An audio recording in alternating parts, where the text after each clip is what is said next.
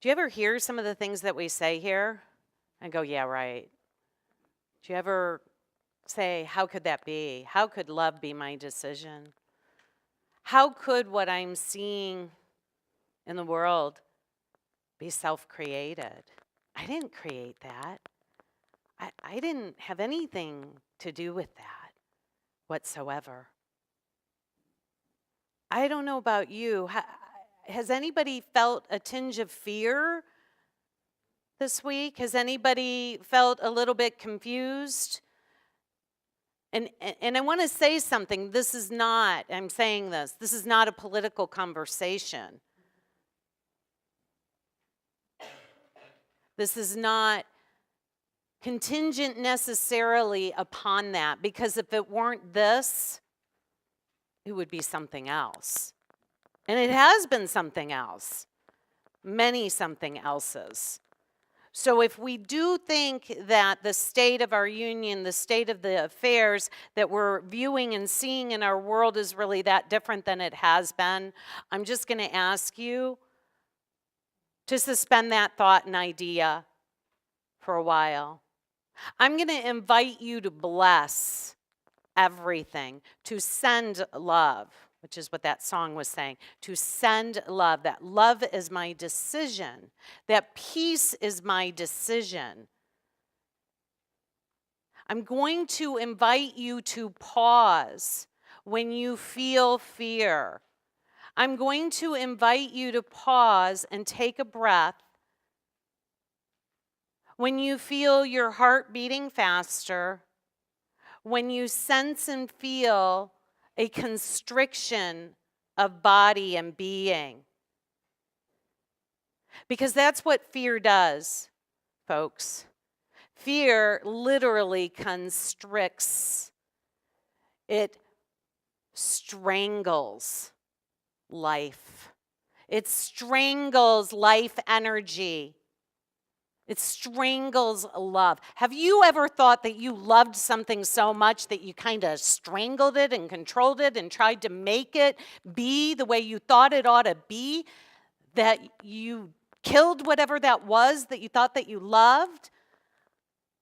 I see some recognition out there. I know I'm not alone.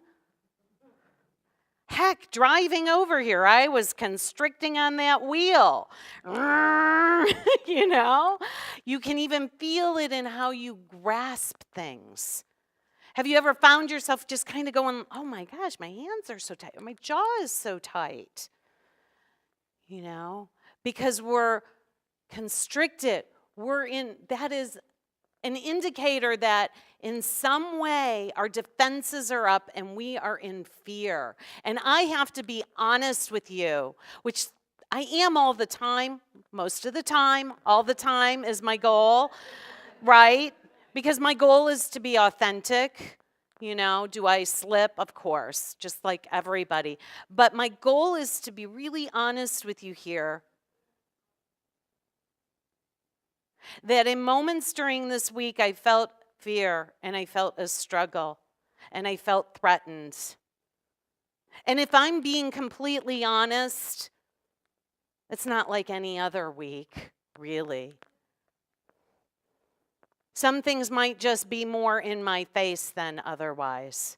But this is continuously going on. And so what I say is that we, as a community, we take a stand for love, that we become aware of those moments of fear, those moments of constriction, those moments when we feel threatened, those moments when we believe that something is going to be taken away from us in the future. Those moments when we look to the past to say, oh my God, this is what's happening again. I thought we were past that. Only to hook onto that, to assure that it will be our experience. What is going on right now? What is being mirrored to us? What the landscape of our political experiences as a country, but as a world right now, is up for healing. And I bless it. This is a call to awaken if there has ever been one. right here and right now. And again, I said it doesn't matter what you think, because any position that we are taking, we are assuring a continuation of the drama, of the war, and of the conflict. So again, that's why I say it doesn't matter whether you agree with what you're seeing or not. If the energetic that you are taking is that you are right and somebody else is wrong, and if you are in judgment and fear, then all we are doing is perpetuating what we're seeing right now. That and nothing more. Now, last week I talked about taking a stand and being a stand, and I used a quote from Martin Luther King, and it goes like this, if you'll just listen to this with me. It says, you have no morally persuasive power. You have no morally persuasive power if people can feel your underlying contempt. Who you be, who you are, speaks louder than what your words say and what your outer actions are. Your contempt, your underlying and overt contempt, does nothing but assure that we're married to the way things are. So the call today is to awaken. The call today is to stop. The call today is to actually be what we say that we are on Sundays and in our classes. To have the courage, the strength, the consciousness, which simply means the awareness, to be ever vigilant and disciplined within yourself, within you. Miracles, being miracle-minded, which simply means a shift of perception, a shift in an exchange from fear to love. Being in that activity moment by moment. This is fear. I must shift to love. Oh, I'm seeing I'm constricted here. Must be in fear. Oh, I'm judging. Oh, I'm typing away. Filled with contempt. Mind you, I'm not saying that you're not going to get to the typing. Mind you, I'm not saying that you're not going to get to being in a certain way in the world. But what I am saying is first things first, that we must begin within. We must remember who we are.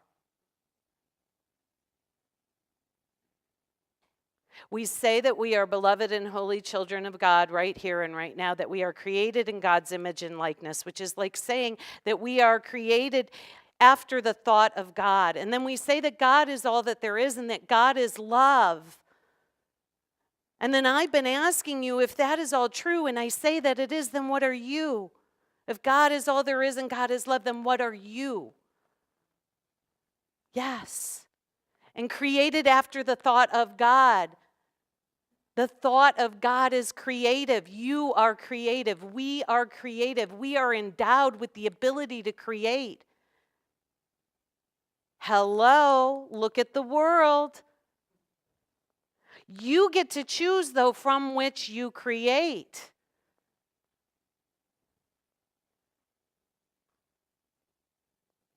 I've said the test is it love? And if it's not,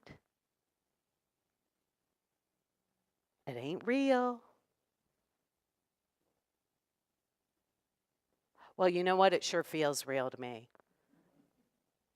Doesn't it? So, what we've been doing here since the beginning of January, what I am attempting to do, what I am attempting to craft at this vital point in time is to demonstrate, to teach, to show, to inspire you why what we talk about is so important.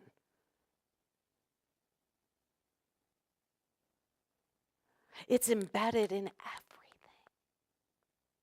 Our announcement for the babies. Our announcement about that. Within a 10-mile radius of where we stand right now, the message that we are speaking would shift lives, would change lives, are changing lives in this room. What we are doing matters, and why it matters is because if we don't join together and demonstrate by our belief, by our thoughts, and by our actions what we say we are, and the truth of love as healing all that is, then we will just keep getting what we've been getting. See, here's the deal, Tony's my partner, and he'll sometimes say, phone down, because I'm like doing this, what's going on out there? What's going on out there? I am like absolutely flabbergasted and amazed that I can buy something online and then the very thing that I bought, the company I bought it from, shows up on my feed. Now, some of you are like, of course it does. But, what I have engaged in, what I have liked, what I have made an angry face at, it doesn't really matter. Whatever I have engaged with shows up on my feed. Your thought and thinking is no different. That which you are giving your attention and focus to. I like this, I don't like that. Again, it doesn't matter which way it is, shows up in that feedback loop.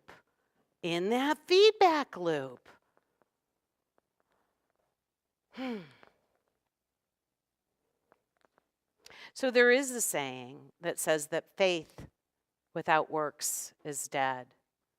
Because I think what a lot of people might be hearing at times here is, well, like, then what am I supposed to do? How do I get to the doing? How do I make the difference in the world? The world needs us to make a difference now, right? There's a sense of urgency, right? And I'm saying, whoa, Nellie. Because if I'm coming from any underlying contempt, I'm hanging on to that. And that is what I'm going to get. So what we're talking about here is faith without works is dead. Or have you heard, pray and move your feet? Like, that's another one, right? Pray and move your feet. Notice in both statements, faith is first. Faith is first. We must pause and see, where is our faith? And your faith can be anywhere. It's just, where are you placing your attention? What are you believing? What are you focused on? Where am I coming from the faith of love, of peace?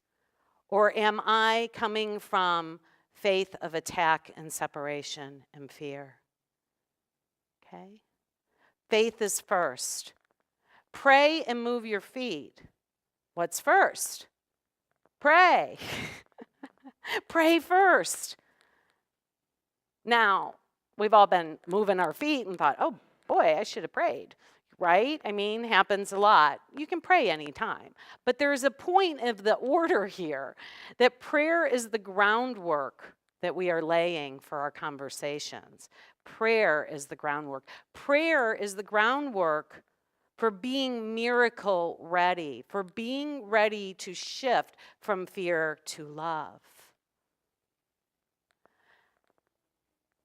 Miracle-mindedness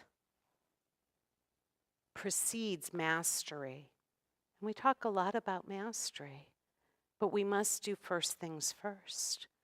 We must open ourselves up to realize, to become aware of where we're at, and pause and be willing to shift, be willing to say, you know what? Maybe I need to join here in spirit. So I say that the wake-up call is sounding, and it does require your discipline, our vigilance. It requires that. and that it is a call to remember who we are. And who we are, who we say we are. If God is all that there is, then who are you? If love is all that there is, then who are you? That we are each individually unlimited spirit, perfect, holy, divine, right now. Right now.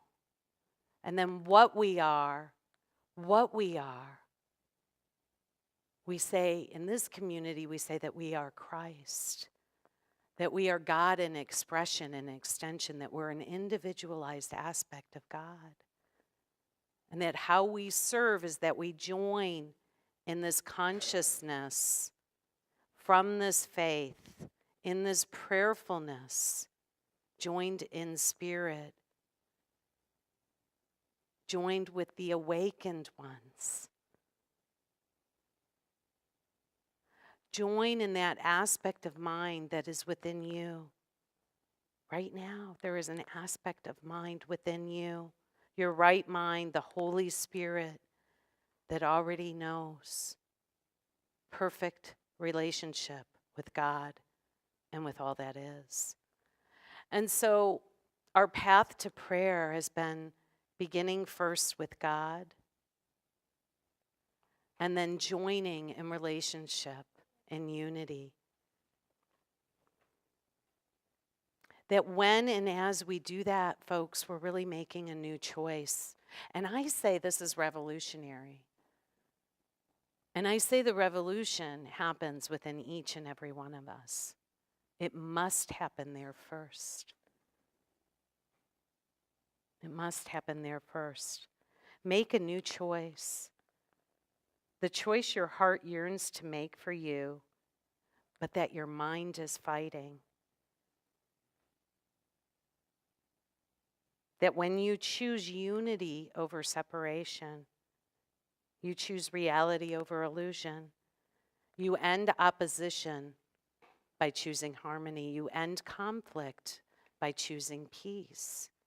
Now, some of us might be thinking, well, I am taking a stand for those things by pointing out what is not peace, by pointing out what is not love. But that is still a position of opposition. And so what I'm suggesting that we find ways to do is to take a stand exclusively for that which we desire. That we exclusively take a stand for love. Allow the contrasts to be made out in the world. People will know what is not love. But when we all take a stand for love, for peace, for compassion, for the true Christ principles demonstrated by the one named Jesus in a lived experience not unlike yours. That when we follow that way of being kind and gentle and loving, that in that single-mindedness, that when our eye is single, that our whole body, our body of affairs, our physical body, our mental body, our emotional body will be filled with light. I single. And then as that eye is single, I guarantee you, you will be guided in what to do, what to say, how to be in the world. But we must pause first and join. So I have been saying that the Christ of us is fully human and fully divine. And that fully human part is that part of us that just has forgotten, has just fallen asleep for a while, is that prodigal son or daughter that's gone off into a dream, into the hinterland, thinking she can do it alone, disconnected from God and others. That's what we're doing. That's what we've been doing. But when we bring that fully human aspect into the sanctuary of our being, into our heart space, and place it upon the altar of our being, the altar of our being our awareness. Oh, I've been afraid. Oh, I've been angry. Oh, I've been attacking. And I bring that into, I join with that. I don't judge it. I join with this and I bring it in, because if I judge it, it'll just continue. So I bring it into home, into the sanctuary, into my awareness and consciousness, and I join with the Christ aspect of my being that has never forgotten. And I simply ask, what is the truth here? Is it love? So this is prayer. This is being ready for the miracle. This is what we do in order to open. We say to ourselves, the way I've been doing things hasn't been working. Might want to try something else. Breathe and turn within.